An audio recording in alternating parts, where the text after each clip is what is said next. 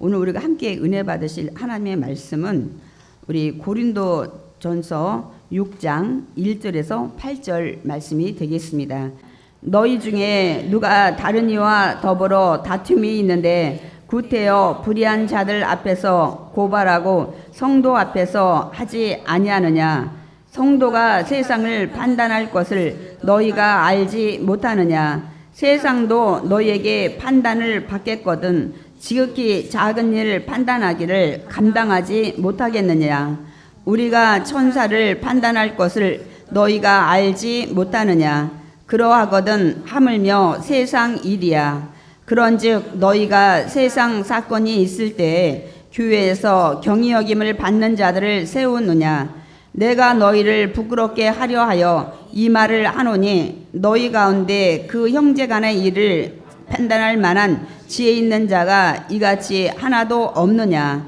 형제가 형제와 더불어 고발할 뿐더러 믿지 않는 자들 앞에서 하느냐? 너희가 피차 고발함으로 너희 가운데 이미 뚜렷한 허물이 있나니 차라리 불의를 당하는 것이 낫지 아니하며 차라리 속는 것이 낫지 아니하냐? 너희는 불의를 행하고 속이는구나. 그는 너희 형제로다. 아멘. 우리가 함께 읽긴 읽었는데 말씀이 그냥 우리가 읽을 때 좀 많은 이해하는데 어려움이 있죠. 그러나 오늘 또 말씀을 우리가 쉽게 풀어가면서 함께 하나님의 뜻을 배워가는 귀한 은혜의 시간 되기 원합니다. 전서를 나가는데 이 고린도 교회에 더 많은 분쟁과 또 여러 가지 다양한 문제가 발생을 했던 것 같습니다. 그래서 사도 바울이 그 얘기를 듣고 이제 편지를 통해서 그들에게 지침을 내리는 내용들이 기록이 되어 있습니다. 그래서 오늘 우리가 읽은 본문의 말씀에도 이 교회 안에서 생기는 일, 즉 성도 간의 문제들에 대한 말씀을 하고 있습니다. 그러니까 교회 안에서 성도들끼리 어떤 문제가 생겼는데 아마 그 성도들이 당사자들이 세상 법정에 가서 이 소송을 이제 한 것 같습니다. 그러니까 고발을 한 거죠. 우리 고린도전서 6장 1절 읽어보겠습니다.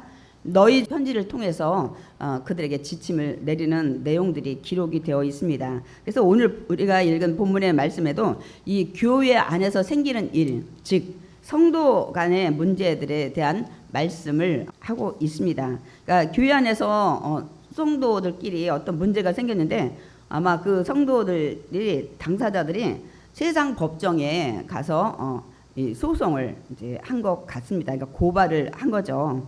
우리 고린도전서 6장 1절 읽어보겠습니다.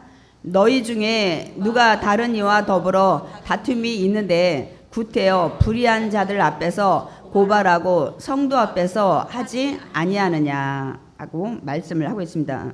바울은 성도 간의 문제를 세상 법정에 고발한 자에게 왜 성도 앞에서, 여기서 성도 앞에서는 무슨 얘기냐면 교회 안에서 해결하지 않고 왜 불의한 자 앞에서 했냐는 거예요. 그러니까 불의한 자라는 것은 여기서 정말 불의하다는 뜻보다는 하나님의 의와 상관이 없는 자, 다시 말씀드리면 불신자들 앞에 가가지고 문제를 고발을 했냐고 책망을 하는 말씀입니다.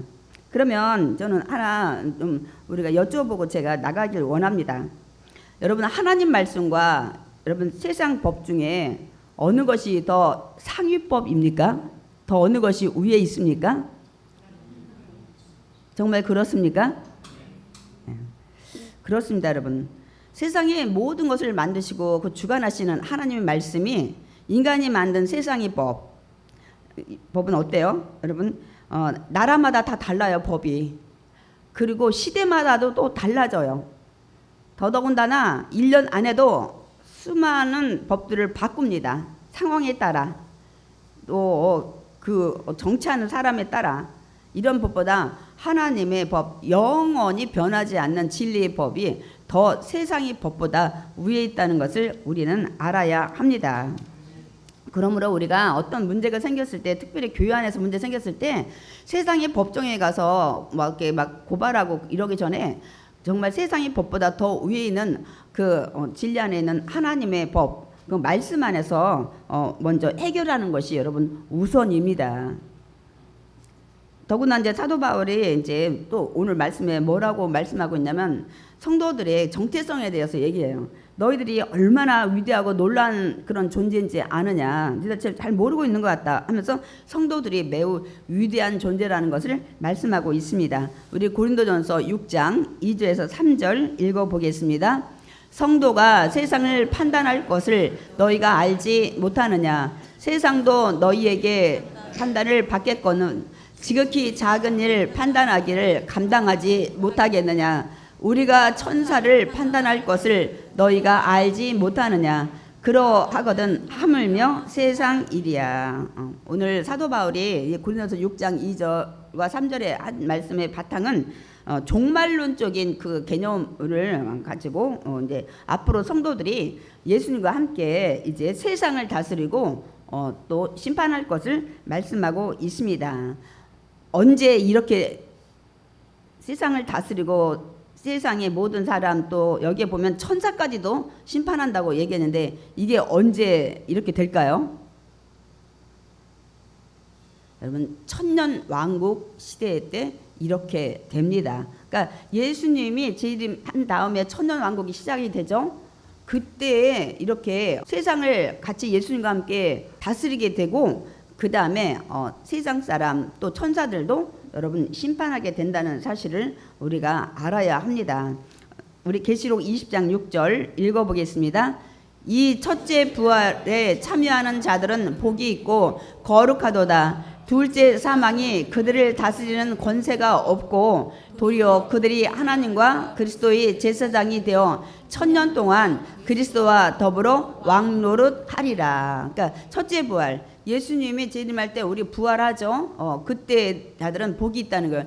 둘째 사망, 두 번 다시 죽는 사망이 없다는 거예요. 그들을 다스리는 권세가 없고 이제 도리어 그들이 하나님과 그리스도의 제사장이 되어서 이제 성도들이 천년 동안 그리스도와 더불어 왕노릇하리라 라고 말씀하고 있습니다. 그래서 천년 왕국 시대 이런 일들을 우리 성도들이 예수님과 함께 하게 됩니다. 그래서 계시록 20장 4절에도 그 말씀을 다시 하고 있습니다. 또 내가 보좌들을 보니 거기에 앉은 자들이 있어 심판하는 권세를 받았더라 라고 말씀을 하고 있습니다. 예수님께서도 성도들이 재판자리에 앉을 것을 말씀하고 있습니다. 우리 마태복음 19장 28절 읽어보겠습니다. 예수께서 이르시되 내가 진실로 너희에게 이르노니 세상이 새롭게 되어 인자가 자기 영광의 보좌에 앉을 때에 나를 따르는 너희도 12 보좌에 앉아 이스라엘 12지파를 심판하리라. 예수님께서도 이 말씀을 여러분 하셨습니다. 그게 뭐냐면 성도는 마지막 날에 세상을 재판할 뿐만이 아니라 천사들까지도 심판한다는 신분임을 우리는 기억을 해야 합니다. 그러니까 굉장히 여러분이 위대한 존재입니다. 여기서 이제 천사들은 이제 불의한 여러분 사단과 귀신들을 얘기하고 있습니다. 그러니까 바울이 그래서 그 얘기를 하는 거예요. 아니 장차 세상과 천사를 판단하게 될 위치에 있는 성도들이 어떻게 일상생활의 그 사소한 그런 일들로 하나님 앞에서 심판받아 마땅할 이들이 세상의 법관들 앞에서 송사를 해요. 재판을 받으려 하느냐고 묻는 것입니다, 여러분. 그러니까 바울은 또 이어서 뭐라고 하냐면 너희 가운데 너희 문제를 해결할 지혜로운 자가 없느냐고 묻습니다. 그러니까 교회 안에서 이렇게 하나님 말씀이나 뭐 이런 것들 통해서 또 인생의 경험을 오래 산 분들이 있잖아요. 이런 분들을 통해서 어떤 문제가 발생했을 때 함께 해결할 자가 없냐고 얘기를 합니다. 유대인들은 문제가 생기면 세상 법정에 가는 걸 그 굉장히 위헌이라고 생각을 해요. 그래서 누구를 찾아갔냐면 랍비, 성경을 가르쳐주는 랍비나 뭐 당시 여기 또 이 신약시대 때는 뭐 많은 또 지도자들 율법사도 있고 뭐 이런 많은 사람들한테 지혜로운 자들한테 찾아가서 조언을 듣습니다. 그래서 그들은 이제 그들의 문제를 가지고 이제 판단을 하는데 기준은 뭐냐면 하나님의 말씀은 율법을 통해서 기준을 삼고 또 하나님의 속성인 사랑의 근거를 통해서 이들에게 지침을 내려 줍니다, 여러분. 그렇게 해서 문제를 해결을 이제 하는 것을 볼 수가 있습니다, 여러분. 그러면 이제 우리는 이제 어떤 이제 생각이 드냐면, 그러면 예수 믿는 사람들은 세상 법정에 가서 절대로 소송을 하면 안 되는 것이냐 하는 이런 의문이 생깁니다. 여러분 어떻게 생각하세요? 예수 믿는 사람은 세상 법정에 가서 절대로 고발이나 어떤 소송이나 이런 거 고소를 하면 안 됩니까? 네. 여러분 절대 못하는 게 아니에요. 아니에요. 할 수 있습니다. 왜냐하면 우리도 한 나라의 국민으로서 나라의 법의 보호를 받을 의무가 있기 때문입니다, 여러분. 당연한 거예요. 그런데 이제 우리 교회 안에서의 문제가 이제 불거졌을 때 가능하면 교회 안에서 이제 해결을 하는 게 이제 타당한데, 이제 부득이하게 해결이 안 될 경우, 이제 이런 경우는 이제 소송을 하게 됩니다. 또 제가 지금 예를 들겠지만은 교회 안에 성도들 간의 그 문제뿐만 아니라 교회와 또 세상과 관계에서 이렇게 생기는 많은 문제들도 있잖아요. 교회 안에서 해결하지 어떻게 세상 법정에 가서 너희들 문제를 이렇게 고발했냐고 지적하는 사도 바울도 세상 법정에 소송을 3번이나 했습니다. 첫 번째는 로마의 천부장인 이 글라우디오 루시아한테 소송을 했어요. 아니 나는 로마 시민권을 가지고 있는데 너희들이 법정에서 내 죄가 있다고 재판을 하고 판결을 내리지도 않고 왜 이렇게 나를 채찍질하냐고 여러분 소송을 했습니다. 두 번째는 로마의 그 벨릭스 총독인데 대제사장과 장로들이 바울이 이방인 여기에서 이제 이 유럽에 그 전도 나갔다가 이제 예루살렘 교회가 어렵다고 할 때 이들이 그 연보 이 헌금을 모아가지고 같이 온 사람 중에 하나인 헬란 에베소 사람의 드로비무를 데리고 이방인의 뜰을 지나서 성전 안에 데려왔다고 이들이 오해를 하고 이제 고발을 한 거예요. 그러니까 성전을 더럽게 한 자라고 얘기했기 때문에 이 문제에 대해서 바울도 소송을 했습니다. 세 번째는 로마의 황제 가이사에게 소송을 합니다. 대제사장과 유대인들이 이제 바울이 이제 가이사랴에 이제 옮겨져 가지고 재판을 받아서 있기 때문에 자기들이 관여를 못하는 거예요. 너무 멀리 떨어져 있으니까. 그러니까 이 그 베수도 총독이 부임받고 예루살렘에 인사를 왔을 때 부탁을 하는 거예요. 지금 가이사랴에서 재판받는 이 바울을 좀 예루살렘으로 옮겨서 재판을 받게 해달라고 얘기를 하는 거예요. 왜? 이들이 예루살렘에 오는 도중에 매복을 했다가 이 바울을 죽이려는 그런 음모를 계획을 짠 것을 이제 바울이 알고 나는 로마에 있는 황제 가이사 앞에 놨을 것이다 하고 그러니까 또 그때 소송을 하는 것을 볼 수가 있습니다, 여러분. 언제 믿는 성도들이 세상 법정에 가서 소송을 하냐면 이렇게 불신자의 관계에서, 이건 사실 불신자는 아니죠. 유대인들이 예수를 믿지 않으니까 뭐 어떻게 하면 또 불신자라고 볼 수도 있는데 상식적으로 풀려지지 않는 문제가 있을 때 도저히 이럴 때는, 왜냐하면 믿지 않는 자들은 하나님의 법을 몰라요.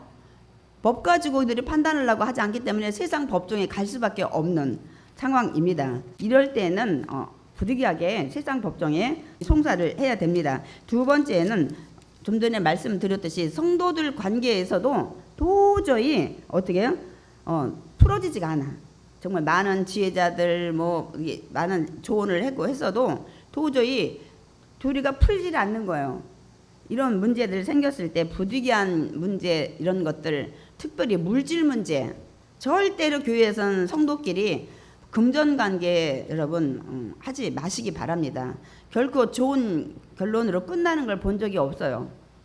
왜냐하면 돈이라는 게 필요할 때는 꿔달라고 하는데 갚을 때는 돈이 말을 안 듣는 거예요. 돈이 있어야 갚지.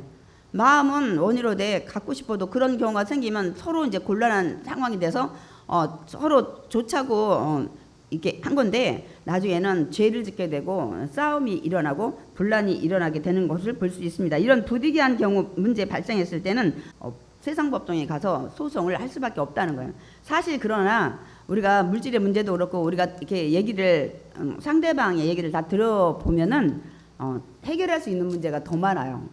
해결할 수 없는 문제보다는 왜 서로 용서하고 이해하고 그거를 받아들이지 않으려고 하기 때문입니다. 그러니까 여러분, 왜 우리가 믿는 자들이 가능하면 교회 안에서 일어나는 일들을 교회 안에서 해결을 하고 세상 법정에 가지 말아야 되는 이유는, 여러분, 세상 법정에 가면 하나님의 이름이 망령되이 막 여러분 계속 들먹거려지는 거예요. 아유, 뭐 하나님의 일을 하는데 하나님의 막 이런 것들, 여러분 하나님의 이름을 망령되이 일컫지 말라고 말씀했잖아요. 교인들이 갔기 때문에 그런 얘기들을 자꾸만 할 수밖에 없는 상황이 벌어집니다. 두 번째는 교회의 상황이나 교인들의 상황이 세상에 다 노출이 되기 때문에 그래요. 아니, 가가지고 검사 앞이든 변호사들 통해서든 여러분 이 얘기를 다 해야 되잖아. 우리 교회가 이만저만한데, 또 우리 성도가 이만저만한데, 뭐 이렇게 해가지고 이 얘기가 세상에 다 드러나는 거예요. 우리가 그 매스컴을 가끔 보면은 참 부끄러울 때가 많이 있어요. 또 하필이면 기자들도 꼭 무슨 일이 있으면 그 집에 현관 같은데 십자가 매달린 거, 또 돌아가신 장례식장에도 집사 이렇게 써있는 이런 거를 또 비춰서 그들은 그런 세상의 사람들이 관심 갖는 이런 쪽에 초점을 맞추고 인터뷰도 그렇게 하고 그렇게 또 방송을 내보냅니다, 여러분. 그러다 보니까 세상에 이 믿는 사람들을 굉장히 거룩하다고 생각하고 자기들보다 착하다고 생각하고, 여러분 세상 사람들은 믿진 않아도 이렇게 생각해요. 예수 믿는 사람들은 다 착하다, 믿진 않아도 착할 거다, 이렇게 생각하는데, 이런 뉴스가 방영되면 언젠가도 권사님들이 무슨 뭐 옷 가지고 로비를 했느니 막 이런 것들 뭐 기타 등등 많이 가끔 TV에 그런 것들이 방영이 됩니다. 그러면 굉장히 우리가 부끄러워요. 또 어떤 사람이 많이 안 좋은 일을 했다는데 그 집에 가서 십자가나 무슨 교회가 있는 것들을 비추고 할 때 우리가 얼마나 참 좋지 않습니까, 여러분? 또 세 번째는 이거예요. 우리가 세상 법정에 가면은 아이고, 우리가 당신들보다 열등한 존재라는 걸 인정하는 것과 마찬가지인 거예요. 당신들이 그 법으로 다스림이 없으면 우리는 못 사는 존재다, 우리 문제 해결되지가 않는다, 그러니까 우리를 다스려주고 재판해 달라고 스스로 믿는 기독교인들이 세상 불신자들 앞에서 자신을 낮추는 것과 같기 때문에 그렇습니다. 제가 이제 조금 이따 이제 또 얘기를 하면 여러분이 이해를 할 거예요. 결국은 앞에서 뭐 하나님 이름을 망령되이 막 일컫게 되고, 또 뭐 이 교회 상황이나 성도들 싸움에 이 모든 것이 막 그냥 다 드러나게 되는, 그리고 자기 자신을 나는 하나님 믿는 자녀지만은 믿지 않는 자녀 밑에서 나는 살아야 됩니다, 다스려 주세요, 우리끼리 해결하지 못합니다.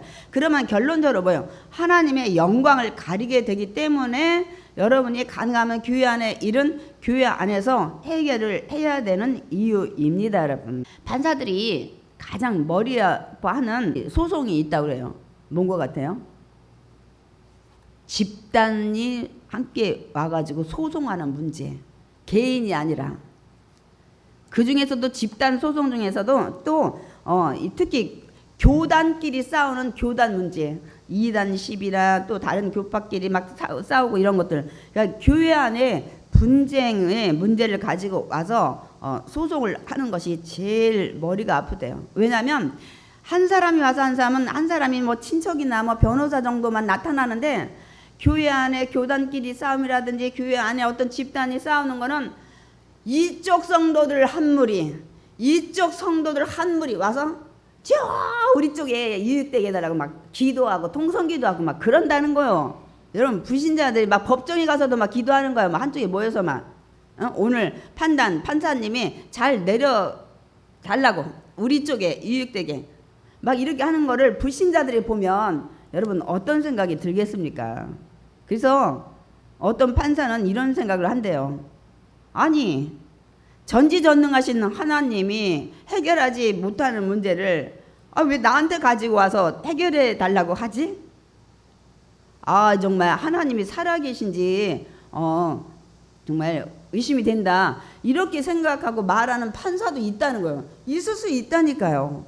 왜냐하면 믿지 않는 사람들 입장에서 볼 때는 뭐 저들이 말하는 전능하신 하나님, 뭐 다 해결할 능력 있는 하나님 이렇게 했는데 왜 해결하지 못하고 나한테까지 문제를 가져와가지고 이렇게 머리가 아프게 하냐고 이렇게 생각하는 판사도 있다는 거예요, 여러분. 세상 사람들이, 법정에 있는 사람들이 얼마나 우리가 참 부끄러운 일입니까? 충분히 있을 수 있다니까요. 와서 워낙 또 집단끼리 와서 하면 그게 눈에 띄잖아요. 막 이쪽끼리 싸우고 저쪽끼리 싸우고. 절대로 그래서 이런 일이 일어나지 않도록 미리 여러분 우리가 방지를 해야 되고 이런 일이 없도록 해야 됩니다. 그래서 오늘도 이 사도 바울이 이런 교회에서 일어나는 이 분쟁의 문제를 가지고 또 이 소송의 문제를 가지고 말씀을 해 주는 겁니다, 여러분. 그러니까 여러분 우리는 어떻게 해요? 교회 안에서 문제 되도록이면 교회 안에서 해결해야 되겠죠. 지금 예를 우리가 이게 보니까 이런 것들이 생각이 여러분 들지 않습니까? 그러니까 이제 바울은 또 이 서로 고발한 두 성도들한테 뭐라고 얘기냐면 미리 너희들은 고발한 자체만으로도 하나님 앞에 허물이 이 잘못이 있다는 것을 지적을 합니다. 이유는 하나님 말씀대로 서로 사랑하지 못했기 때문에, 용서하지 못했기 때문에, 그러니까 서로 고발했기 때문에 이미 하나님의 영광을 가리기 때문에 너희들은 하나님 앞에 패배한 자다라고 오늘 지적을 합니다, 여러분. 여러분 우리 인생의 목적이 어디 있습니까? 성공하는 겁니까? 돈 많이 버는 겁니까? 물론 이것도 인생의 목적일 수 있어요. 그러나 우리 영적인 목적은 하나님이 이사야 43장 7절과 21절에 우리 지은 목적을 말씀하고 있어요. 하나님께 영광 돌리는 존재로 만들어졌다고 말씀하고 있습니다. 그러므로 우리 인생의 목적은 하나님께 영광을 돌리며 사는 것이 우리의 존재 목적입니다, 여러분. 그렇기 때문에 우리가 하나님께 영광을 돌려야 되는 것입니다. 그러니까 사도 바울이 그렇게 얘기하는 거예요. 아니 하나님의 영광을 가리는 것 같으면 차라리 불의를 당하는 것이 낫지 아니하냐 이 얘기를 하는 거예요. 제가 읽지 않은 7절에서 말씀이 그렇게 되어 있어요. 아니 하나님 영광 가리게 된다면 차라리 그냥 내가 불의 당하고 말지. 또 얘기하죠. 하나님 영광을 너희들이 그런 문제가 가리는 거라면 차라리 그냥 속고 많은 게 낫지 않겠느냐고 얘기를 합니다. 왜? 하나님의 영광을 가리기 때문에 그 얘기를 하고 있습니다. 그러니까 우리 모두는 여러분 사실 하나님께 큰 정말 영원히 벌어도 얼마를 벌어서 갖다가 줘도 갚지 못할 원죄 1만 달란트의 빚을 우리는 탕감을 받았습니다. 하나님께 큰 은혜를 받은 자들입니다, 여러분. 그래서 예수님이 그 비유로 얘기하죠. 그 1만 달란트 빚을 탕감받은 자가 탕감받고 나가서 자기 동료의 100데나리온 정도의 빚진 자를 빚 갚으라고 독촉하고 나중에 안 갚고 막 이렇게 하니까 감옥에다 가둔 것을 이제 듣고서 그 임금이 뭐라고 그래요? 그 녀석 잡아오라고 그래서 다시 감옥에 가두는 괘씸한 자라고 얘기하는 이런 내용들을 우리가 볼 수가 있습니다. 그렇기 때문에 우리는 어마어마한 우리 평생 우리 어떤 방법으로도 갚지 못할 그 원죄를 하나님이 이 땅에 육신의 옷을 입고 오셔서 십자가에 죽으시고 부활하심으로 우리에게 그거 믿는 자마다 그 은혜를 주셨기 때문에 우리는 가능하면 그거 작은 죄잖아요. 작은 거. 그래서 제가 이렇게 얘기하면 여러분 무슨 소리야. 내가 꿔준 돈 받아야지. 내가 어떻게 손해를 봐. 그래서 제가 물질의 문제는 여러분이 가능하면 하지 말라고 하는 게 성경에도 보증을 쓰지 말라고 얘기했어요. 미련한 자는 보증을 쓰는데 잠언에 뭐라고 하나? 만약에 보증을 쓴 자가 있으면 빨리 가가지고 그 앞에 무릎 꿇고 그거 취소하자고 얘기하라고 이렇게까지 얘기를 하고 있어요. 왜? 서로 죄짓지 물질 손해보지 이런 것들. 그래서 우리 세상 말도 있잖아요.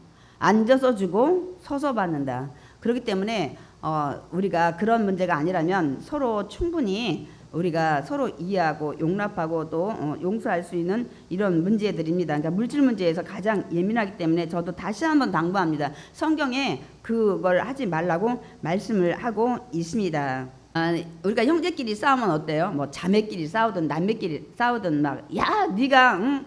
오빠지 않냐, 네가 형이지 않냐, 동생한테 양보해야지 막 그렇게 얘기를 하잖아요. 그리고 막 동생한테는 네가 형한테 네가 오빠한테 대들면 되냐, 동생이 돼서 그 형 것만 매일 뺏으려고 그러고 너 그렇게 하면 안 된다. 막 우리가 그렇게 막 이 싸움을 막 말리면서 할 때 막 그들이 그 말을 안 듣고 계속 고집을 피우면 부모 마음 참 마음이 아픕니다, 여러분.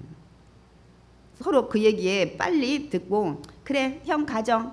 아니야 네가 동생이니까 난 많이 가지고 놀았거든. 네가 이제 가지고 놀아. 이런 식으로 하면 부모 마음이 좋은데 계속 고집을 피고 했을 때 마음이 아파요.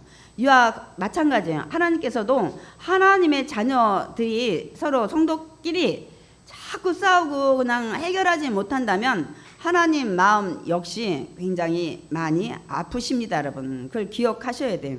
이 땅의 부모와 자녀 이런 모든 가족들을 통해서 하나님의 심정을 말씀한다고 하고 있습니다, 여러분. 여러분 우리는 서로 용서하고 사랑해야 돼요. 제가 이제 그러다 보면 때로는 물질의 손해도 있는데 절대 물질 관계를 맺지 마시기 바랍니다. 그러면 이제 그 문제는 일단은 해결이 되고 그 다음에 정신적인 어려움도 겪을 수 있어요. 내가 참아야 되니까, 내가 용서해야 되니까, 내가 껴안아야 되니까. 그런데 옆에서 부추기는 사람이 있어요. 자꾸 그 사람이 나쁘다고 얘기하고 더 그 사람을 좀 사랑해서 마음을 풀게 해야 되는데 편을 나눠가지고 편끼리 그렇게 하는 것들이 가끔 눈에 보일 때가 있어요. 그거 절대 여러분이 악한 일을 하고 있는 겁니다. 정말 서로가 화해할 수 있도록 서로 편 나누고 편들고 하면 안 됩니다, 여러분. 제가 제일 힘든 게 뭐냐요? 제가 그래서 가능하면 이런 일에 끼어들지 않아요. 제가 교회 초창기에는 두 분이 싸우면 이쪽 가서 아유 그러지 마세요. 그분 이해하세요. 뭐 어쩌면. 근데 인격이 된 사람은 아유 그래요. 내가 잘못한 것 같아요. 목사님 이렇게 하면 좋은데 아유 목사님이 내 편이 아니네. 막 또 전 이쪽에 가서도 또 아유 이해하세요. 살아온 삶이 그렇다 보니까 또 상황이 이렇게 되다 보니까 이렇게 된 것 같아요. 근데 이해를 서로 안 하려고 받아주지 않고 저를 미워하는 거예요. 편들었다고. 제가 그 뒤로 그냥 기도만 하고 그냥 부교육자를 시키든지 이렇게 합니다. 이런 일들이 많이 있더라고요. 그래서 제가 정말 기도만 여러분 어떤 문제 있으면 제가 저녁마다 기도할 때 개인 기도도 많이 합니다, 여러분.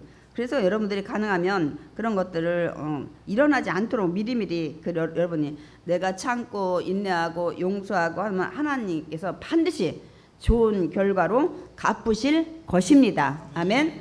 제가 이제 하나 예화를 들고 말씀을 마칠 건데요. 어느 한 선교사님이 쓴 책인데 합당한 희생이라는 그 제목으로 번역이 됐어요. 그러니까 희생을 했지만 정말 합당해서 유익이 됐다는 그런 예화입니다. 어느 선교사님이 그 뉴기니아로 의료 선교를 이제 하러 갔습니다. 의료 선교를 이제 선교사님이 이제 그런데 거기 이제 파인애플이 먹고 싶어서 이제 파인애플을 이제 100개의 그 묘목을 사다가 원주민들을 시켜서 심었습니다. 보통 과일나무가 한 3, 4년 지나면 열매를 맺죠.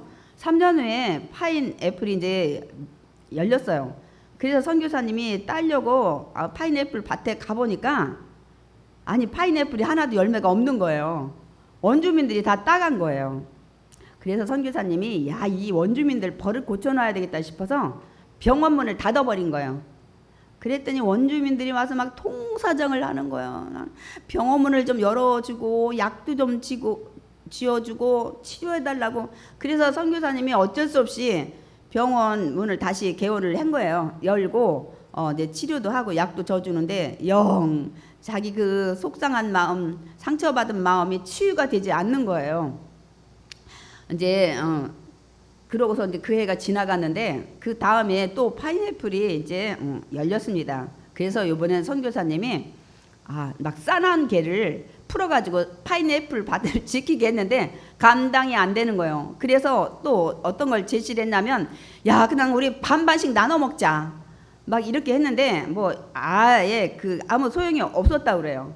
왜냐하면 이 원주민들의 그 법칙이 뭐냐면 정글의 법칙은 심은 자가 먹는 것이라고 이들이 우기는 거예요. 비록 너한테 돈 받고 내가 심어줬어도 심은 자가 정글의 법칙들이 이런 게 많더라고요. 심은 자가 주순 자가 주인이고 막 이래요. 아무리 남이 흘리고 간 금덩이도 그 사람한테 주인이 돌아가는 게 아니야. 주순 내가 주인이고 이런 것들이 그 미개인들한테 법은 그런 것들이 많이 있더라고. 그러니까 원주민들의 그 원칙은 정글에 자기들이 살아온 법칙은 심은 자가 먹기 때문에 그 막 따먹는 거예요. 그러니까 이 선교사님 뭐 어떻게 생각했냐면 아니 내 땅에다가 내가 묘목 사서 당신들에게 임금까지 주고서 그 심으라 했는데 당신들은 따먹을 권리가 없다. 이게 이제 우리 생각이죠. 아무리 얘기를 해도 통하지가 이제 않았다고 합니다. 이제 화가 난 선교사님이 어떻게 그 나무 다 뽑아버리고 다른 지역에다가 또 땅을 사서 또 묘목을 파인애플 묘목을 갖다 심었다고 합니다. 이제 3년 정도 지난 다음에 또 파인애플 열매가 열렸는데 결과는 마찬가지인 거예요. 거기도 원주민들이 심었는데 정글의 법칙을 얘기하면서 우리가 심었기 때문에 우리가 먹어야 된다고 이렇게 막 이제 실갱이를 이제 하는 와중에 이 선교사님이 이제 안식년이 돼가지고 이제 미국으로 돌아갔는데 거기서 한 세미나에 이제 참석을 했는데 거기서 모든 것은 하나님의 것이다. 그러므로 하나님께 바치면 하나님께서 풍족히 채워주실 것이다라는 이런 이제 말을 듣는 순간에 그래 파인애플도 다 하나님의 것이니까 하나님께 드려야 되겠다 이렇게 이제 생각을 하고 내가 너무 고집을 피웠나 보다 하고 돌아와서는 이제 선교사님은 다 하나님께 내가 맡기고 드려야지 그렇게 하고 이제 하나님이 어떻게 하시나 이제 지켜봐야 되겠다고 이제 기다렸다고 합니다. 이제 다시 내년에 이제 파인애플이 또 이제 딸 때가 됐어요. 그렇게 이제 하나님께 드리겠다고 마음 먹고 이제 밖에를 나가 보니까 원주민들이 파인애플 따느라고 정신이 없는 거예요. 그래가지고 선교사님이 그걸 보면서 이렇게 생각을 했대요. 아이고 하나님도 별 수 없으시구나. 그러나 난 드렸으니까 다 하나님이 아시겠지. 알아서 하시겠지. 이렇게 생각을 했다고 합니다. 근데 이제 며칠 후에 이 파인애플 다 따간 이제 원주민들이 선교사님을 찾아와서 하는 소리가 선교사님 우리가 훔쳐갔는데 딴 때는 화를 많이 내시더니 왜 화를 내지 않으세요? 그러면서 이제야 크리스찬이 되셨군요. 이렇게 얘기를 했다는 거예요. 그래서 선교사님이 무슨 소리야? 내가 크리스찬 된 지는 20년이 넘었는데 이제 그렇게 말을 하면서도 그 말에 이제 뜨끔했대요.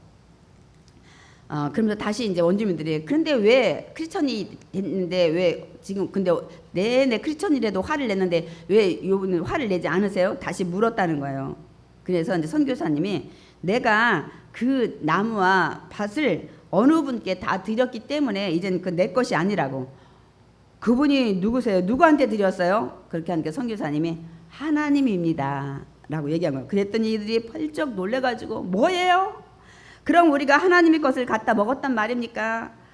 그래서 우리 아이들이 병들고 우리가 사냥 나가서 허탕을 많이 친 게 다 이게 하나님의 것을 우리가 몰래 먹었기 때문이네요 라고 이렇게 얘기를 했다는 거예요.